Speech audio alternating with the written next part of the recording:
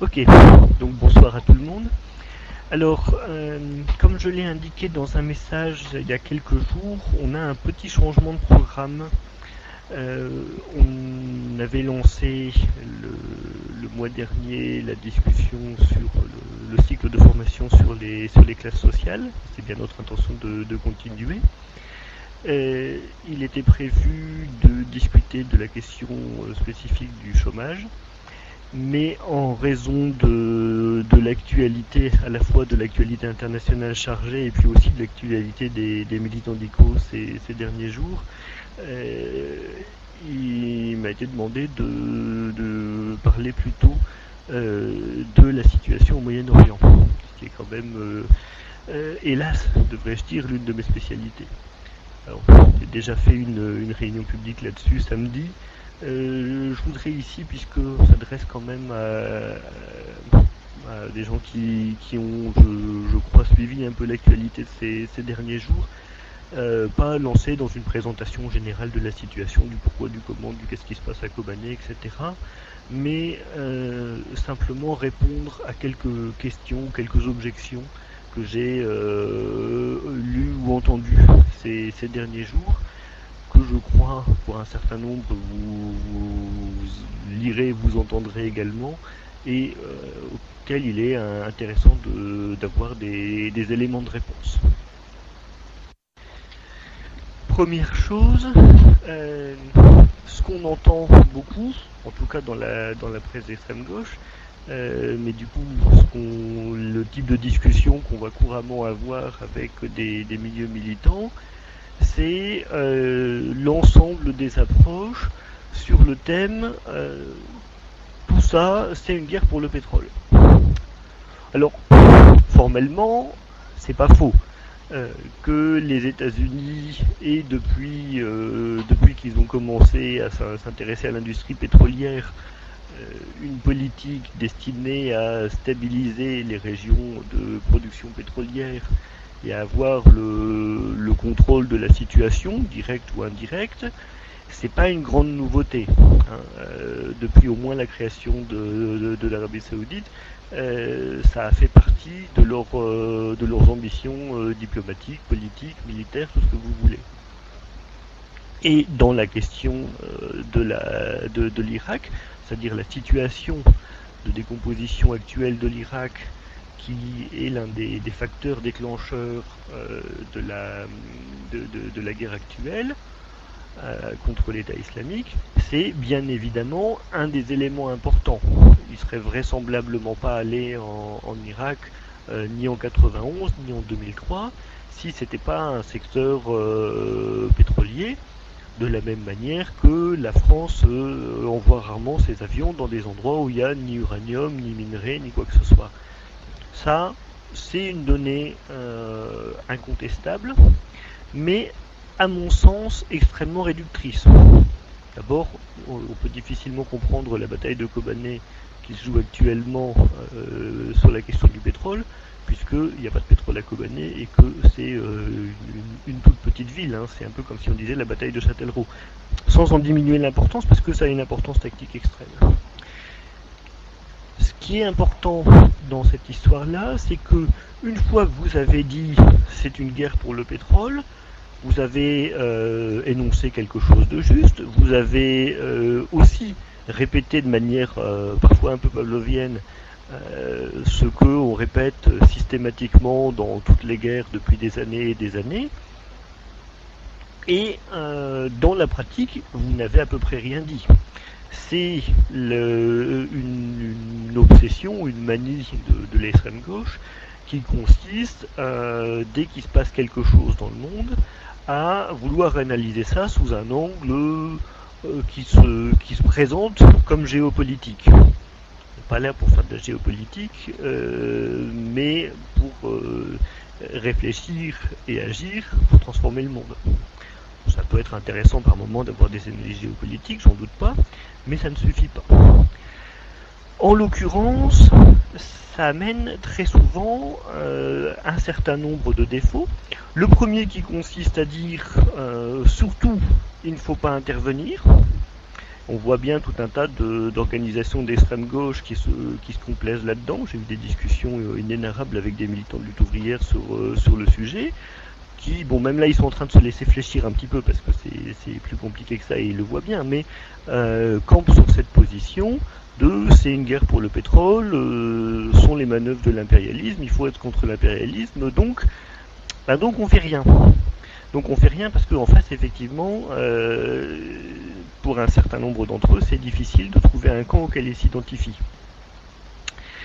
Surtout quand il s'agit de s'attaquer à Daesh, parce que autrefois, quand il y avait des luttes de libération nationale qui se présentaient sous un angle progressiste, il y avait toujours moyen de les soutenir un peu, beaucoup, passionnément, à la folie ou critiquement, et du coup, sous cet angle-là, bien de définir une gradation, mais malgré tout, disons, on opposait quelque chose aux États-Unis. Évidemment, opposer Daesh aux États-Unis, c'est assez difficile.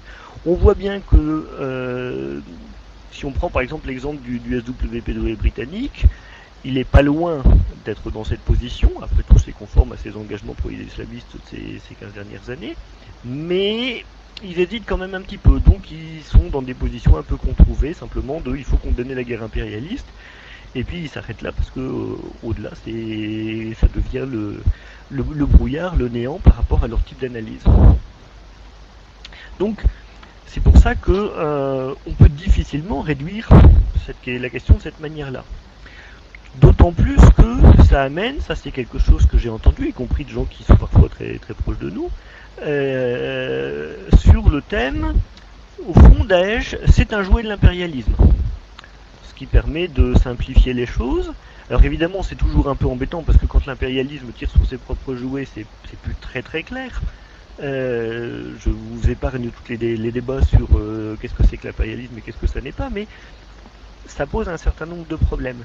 Là aussi, pour moi, c'est une position qui est éminemment critiquable. D'abord parce que c'est faux. Si on suit l'histoire de Daesh, je vais essayer de vous expliquer ça. Et puis d'autre part, c'est une position qui est dans le fond à la limite du racisme, dans la mesure où elle consiste à penser que le Moyen-Orient, c'est une espèce de pâte molle, sans dynamique autonome, où tout ne fait que refléter les positions de l'impérialisme, et où il n'y a pas de mouvement autonome en dehors de ce qui serait manipulé par tel ou tel impérialisme régional.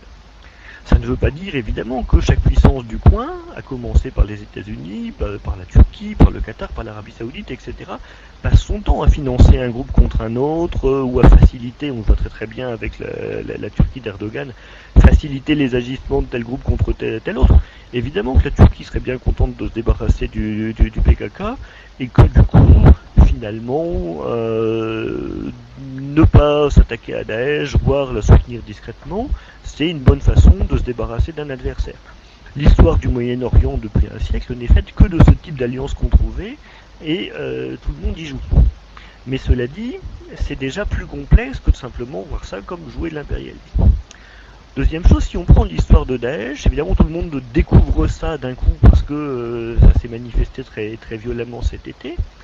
C'est d'abord l'histoire d'un groupe islamiste kurde au Kurdistan d'Irak, qu'on connaît bien chez les communistes ouvriers, puisque ce sont eux qui ont lancé des campagnes contre nos camarades dans les années 90, et qui ont notamment envoyé un commando armé massacrer l'ensemble des personnes qui se trouvaient dans les locaux du parti en 93, avec pour objectif avoué d'éliminer les dirigeantes de l'organisation des femmes, qui ont échappé à l'attentat un peu par un coup de bol, mais c'était bien elles qui étaient visées, et c'est pour ça d'ailleurs que l'organisation a effectivement été décapitée, dans la mesure où l'ensemble de ces dirigeantes et de ces militantes les plus visibles ont dû se réfugier en Turquie et ensuite dans d'autres pays pour pouvoir éviter l'assassinat. Donc ça, ce groupe-là, ça a été ensuite le groupe de Zarqawi, qui s'est fait connaître dans la guerre en Irak, dans la guerre civile en Irak, à la fois par son ralliement formel à Al-Qaïda, c'est devenu la branche officielle d'Al-Qaïda en Irak, qui se présentait pas uniquement sous la forme d'un groupe terroriste, mais sous la forme d'une véritable armée. C'est pas la première fois qu'il domine des territoires en Irak. Pendant toute une période, pendant la guerre civile, dans les provinces de l'ouest de l'Irak, le gouverneur appelait les dirigeants d'Al-Qaïda au téléphone chaque fois qu'il prenait une décision, parce qu'il avait besoin de leur autorisation. Donc c'est pas une nouveauté.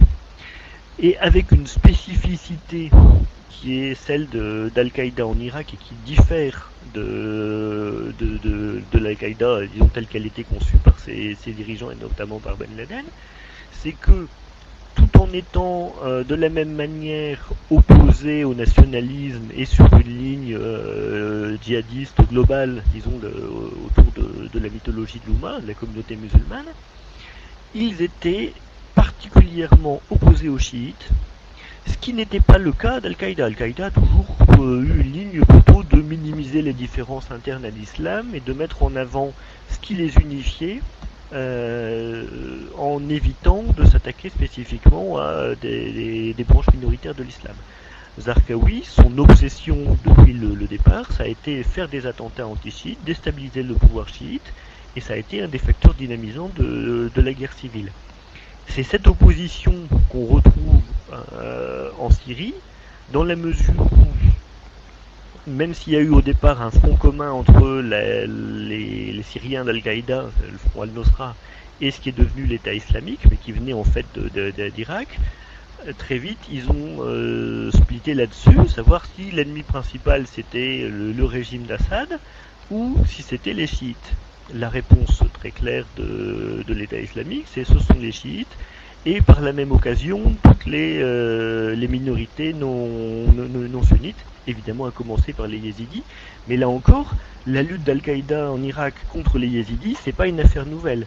Si vous vous souvenez, le meurtre de Doua, la jeune fille qui avait été lapidée dans un village parce qu'elle avait un petit ami musulman, il y a quelques années, ça avait entraîné une vague d'attentats anti-yézidis qui avait fait une centaine de morts, essentiellement des ouvriers qui prenaient le bus pour aller dans leur usine, des ouvriers yézidis.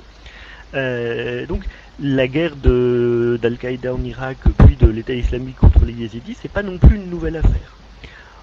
Et là aussi, il faut bien le dire, réduire ça à un jouet de l'impérialisme sous prétexte que à tel ou tel moment les puissances autour, et notamment les Américains ou les Turcs, ont pu instrumentaliser ou favoriser tel ou tel élément dans la lutte anti-Assad, ce qui est vrai, ça ne permet pas de réduire ça à une instrumentalisation totale. On est bien en présence d'une dynamique islamiste qui existe depuis au moins 2 décennies dans le secteur, sans doute plus, et qui a son autonomie. Ça, c'est des points très, très importants. Et du coup, là encore, la réduction à l'impérialisme ne fonctionne pas bien. Alors évidemment, ça met tous les anti-impérialistes en porte-à-faux, puisqu'ils se retrouvent dans une situation où il y a dans les faits une apparence de front commun entre des forces qui se positionnent comme progressistes, en l'occurrence le PKK, et je vais arriver là-dessus, et les puissances impérialistes, puisque aujourd'hui, ce que demandent les combattantes et combattants de Kobané, c'est certainement pas l'arrêt des frappes occidentales. Même s'ils en connaissent les dangers, même s'ils ont dit les problèmes que ça posait, et dit régulièrement que leur problème c'était pas tant qu'il y ait des frappes aériennes, mais plutôt qu'on leur fournisse ce dont ils avaient besoin, c'est-à-dire essentiellement des missiles anti-chars, de l'approvisionnement et une aide humanitaire. Mais ils ne se sont pas positionnés sur le thème de arrêter la guerre impérialiste. Certainement pas, puisque fondamentalement ça signifie leur mort. Donc on est dans un schéma plus compliqué, et la dernière marge de manœuvre, disons, qui reste aux anti-impérialistes traditionnels, c'est de dénoncer l'hypocrisie de l'Occident, ce qui est pour le coup une réalité. Bien sûr, l'hypocrisie de la Turquie qui préfère massacrer le PKK en Turquie plutôt de lui venir en aide en Syrie, tout en se prétendant membre de la coalition. L'hypocrisie des Américains qui veulent visiblement pas se risquer au sol, après tout ils sont déjà pris une branlée en Irak, ils n'ont pas envie de recommencer en Syrie, et ça fait 2 ans qu'ils tâtonnent en se disant on y va pas. l'hypocrisie de l'Allemagne qui a dit si on va fournir des armes et puis qui après dit ah oui mais non notre avion il n'a pas réussi à décoller, et ainsi de suite. Donc sur ce thème-là, on peut y aller, mais ça ne résout pas tout à fait le problème, c'est que c'est pas visiblement pas le bon angle d'attaque. On peut décrire tout ça, on peut expliquer, on peut dénoncer et ainsi de suite, mais c'est pas la meilleure explication. Premier point. Deuxième point, c'est par rapport au PKK. Ceux qui suivent notre actualité doivent le voir, d'un seul coup, on s'est mis à publier tout un tas d'informations sur ce que faisaient les unités de production du peuple, donc les forces armées du PKK en Syrie, et du coup aussi donner des informations sur le PKK et ainsi de suite. Alors est-ce que d'un seul coup l'ICO, après avoir dénoncé le nationalisme de gauche pendant des années, se serait mis à la remorque du même nationalisme de gauche sous la forme du PKK? Non. Bien évidemment, c'est des choses dont on a discuté clairement, et visiblement les camarades du Moyen-Orient ont adopté la même position, de manière assez simple. La question, c'est pas de savoir si on trouve d'un seul coup que le PKK est devenu fréquentable, mais qui est-ce qu'on préfère voir gagner dans cette situation? Alors, quelques mots quand même sur le PKK. Qu'est-ce que c'est, d'où ça vient et où ça va? À l'origine, c'est une organisation créée au début des années 70 dans un cadre qui se prétendait ou qui se voulait marxiste-léniniste et dont le fondement principal c'est le nationalisme kurde. Ils sont singularisés par la mise en place d'une guérilla de style maoïsante. On est typiquement dans la guerre populaire prolongée, puisqu'ils ont démarré officiellement les opérations, je crois, en 78 ou 79, et ils les ont interrompues à différentes reprises pour des tentatives de négociation, mais encore récemment, Öcalan a dit si la Turquie ne laisse pas passer des combattants en direction de Kobané, on reprend les opérations en Turquie. Donc on est bien dans un dispositif de guerre populaire prolongée à la maoïste. Simplement, leur attachement au marxisme, il a toujours été assez formel. Moyad Ahmad, qui vient en France prochainement, me disait, il avait rencontré Öcalan à un moment à la fin des années 80, avant qu'il crée le PCO d'Irak, et il lui avait dit très clairement, j'ai besoin du marxisme pour mon nationalisme. Et effectivement, comme tout un tas de groupes qui ont survécu, disons, à la chute de l'URSS, ils se sont défaits des oripeaux marxistes au fur et à mesure des congrès pour remodeler une idéologie nationaliste, mais qui a une physionomie un peu particulière. Puisque dans leurs références, ils ont intégré Deleuze, Guattari, Murebouchkine, le sous-commandant Marcos, et disons, ils se sont adaptés à ce qui était leur réalité, c'est-à-dire, après tout, ça n'est pas un mouvement ouvrier, même si en Europe, il touche un certain nombre d'ouvriers, à commencer par les ouvriers kurdes de PSA, mais fondamentalement, sur le terrain, c'est plutôt un mouvement ancré dans les villages avec un profil paysan, avec une conception qui est surtout une conception de la démocratie. Les textes d'Öcalan aujourd'hui, c'est vrai qu'il écrit un peu différemment depuis qu'il est en prison et ça peut se comprendre, mais il dit clairement on veut même pas l'indépendance, on veut la reconnaissance de la culture kurde qui est officiellement bannie en Turquie, c'est-à-dire pour le gouvernement turc les Kurdes n'existent pas. Et on veut la démocratie. Donc ils sont dans une position démocratique qui a plus grand rapport avec le marxisme-léninisme de leurs origines, et une critique de la hiérarchie, alors qui est assez curieuse quand on connaît un peu leur histoire, mais pourquoi pas.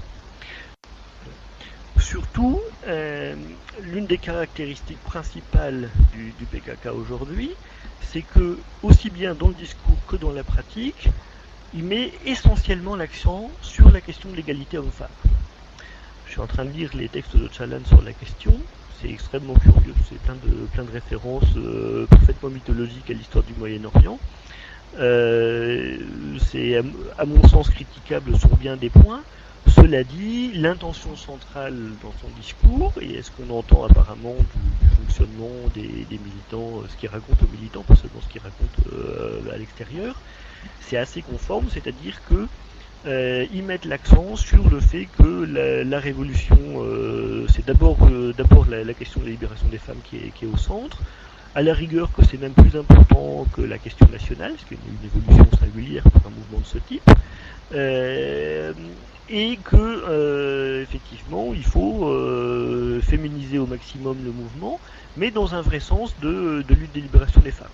Ça se vérifie sur le terrain, apparemment de 30% de leurs unités combattantes sont effectivement des jeunes femmes, et surtout ce que disent un certain nombre d'observateurs, c'est que dans les villages du Kurdistan turc, mais aussi justement du Kurdistan d'Iran, de Syrie, rejoindre le PKK pour une jeune femme, c'est échapper à la discipline patriarcale et au contrôle social du village. Autrement dit, c'est aller d'un endroit où elle n'est rien, où elle est sujet au crime d'honneur et ainsi de suite, à un endroit où elle est quelque chose, comme combattante et comme militante. Donc, la place objective sociale aujourd'hui du PKK, elle se joue surtout à cet endroit-là. C'est-à-dire, c'est un mouvement essentiellement paysan. Ça ne sert à rien d'essayer, malgré ce qui lui reste parfois de prétention socialiste, de l'analyser comme mouvement ouvrier. Ça n'est certainement pas le cas. Par contre, dans la situation particulière d'un Kurdistan qui est encore très rural et qui est maintenu rural en plus par la Turquie, il joue cette place de mouvement de libération des femmes, qui est occupé ailleurs par d'autres mouvements, mais il tient ce rôle. Là, on arrive à mon sens sur un truc extrêmement important et qui donne du sens à la bataille de Kobané, c'est que on a le choix. D'un côté, on a avec Daesh un mouvement qui est obsessionnellement contre les femmes, qui pousse le truc jusqu'à, parce que là ça a l'air de se confirmer selon des sources officielles de l'État islamique, et non plus seulement des témoignages extérieurs, la pratique de l'esclavage pour les femmes yézidis, puisqu'ils considèrent que comme ce sont des païennes, le Coran permet de les mettre en esclavage. Mais de manière générale, disons, un discours qui est obsessionnellement contre les femmes. Et ce qu'ils reprochent à l'Occident, dans ce qui leur reste de rhétorique anti-occidentale, c'est pas des réminiscences de révolution nationale, d'anti-impérialisme, de ci ou de ça, c'est un discours contre la liberté des femmes occidentales. Et vous pouvez retourner le truc de toutes les manières en trouvant que les femmes de l'Occident sont peut-être pas si libres que ça, etc. Vu du Moyen-Orient, de la manière dont ça peut être perçu, ne serait-ce que par n'importe quelle série télé qui sont tout à fait accessibles en Syrie, en Irak ou en Turquie, ce que peut faire une femme en Occident, c'est très très loin de ce que peut faire une jeune fille dans un village kurde ou syrien. Donc, objectivement, ce qui peut être considéré comme occidental, c'est bien une société où il y a une forme d'égalité homme-femme, et ce contre quoi se bat Daesh, c'est bien ça. Si vous essayez de les analyser sous une forme de classe, c'est pas absolument évident. Bon, on peut dire traditionnellement des islamistes qu'ils ont un discours patriarcal petit bourgeois au sens strict, c'est un discours de petits commerçants, très souvent. Leur vision de l'économie se résume à peu près à ça. Mais leur pratique économique, par exemple, est 100% libérale. Ils sont extrêmement bien implantés dans le système financier industriel international. C'est pas là le problème. C'est une puissance capitaliste comme une autre. Par contre, ce qui en fait leur spécificité, c'est qu'ils se présentent effectivement comme une contre-révolution patriarcale dans une région qui est menacée, entre guillemets, de ce point de vue-là. C'est-à-dire qu'on est dans la partie du monde où l'égalité homme-femme n'existe pas formellement. C'est-à-dire qu'il n'y a pas d'égalité dans la loi, il n'y a pas de...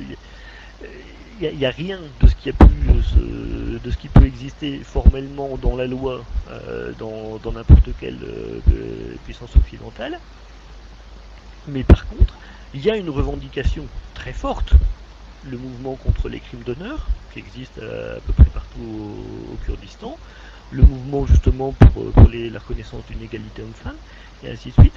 Ce mouvement presque d'escapisme des jeunes filles en direction des organisations armées ou en direction de l'Occident d'ailleurs, pour sortir de la discipline patriarcale des villages, et ainsi de suite.